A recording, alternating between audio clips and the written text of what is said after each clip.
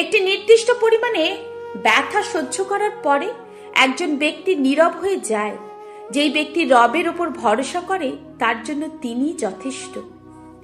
নিজের পরিচয়ে পরিচিত হওয়ার চেষ্টা করুন। কোনো বড় নেতার পাশে দাঁড়িয়ে ছবি তোলা মানে এই নয় যে আপনিও একজন বড় নেতা। যদি সব সময় একই থাকে তাহলে সে কিভাবে নিজের এবং অন্যদের পরিচয় দেবে? বিশ্বাস গভীর হলে অপরিচিতরাও আমাদের আপন হয়ে যায় এবং বিশ্বাস ভেঙে গেলে আমাদের আপন মানুষও অপরিচিত হয়ে যায়। যদি তুমি নিজেকেই অবমূল্যায়ন করো তবে যে সাফল্য তুমি পেতে চাও তা পাবে না। নিজের ওপর বিশ্বাস রাখো। কেউ রাগ করলে সম্পর্ক শেষ হয় না। সম্পর্ক শেষ তো হয় যখন একজন রাগ করলে অপরজনের কিছু যায় আসে না। কথা জিনিসটা সবাই বোঝে, কিন্তু এমন মানুষ চাই যে আমার নীরবতা বুঝতে পারে।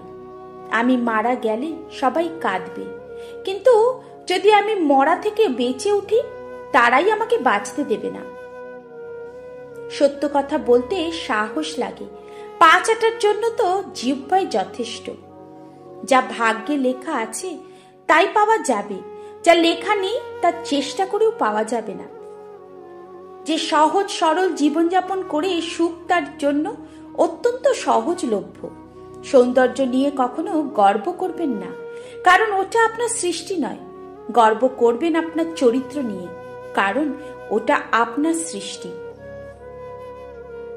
মানুষকে চেষ্টার ধৈর্যের মাধ্যমে সাহায্য প্রার্থনা করতে হয়। অবশ্য তা যথেষ্ট কঠিন এবং বিনয়ী লোকের পক্ষে সম্ভব। যা ভেঙে গেছে তার স্বপ্ন ছিল, যারা ভেঙে দিয়েছে তারা আপনজন ছিল।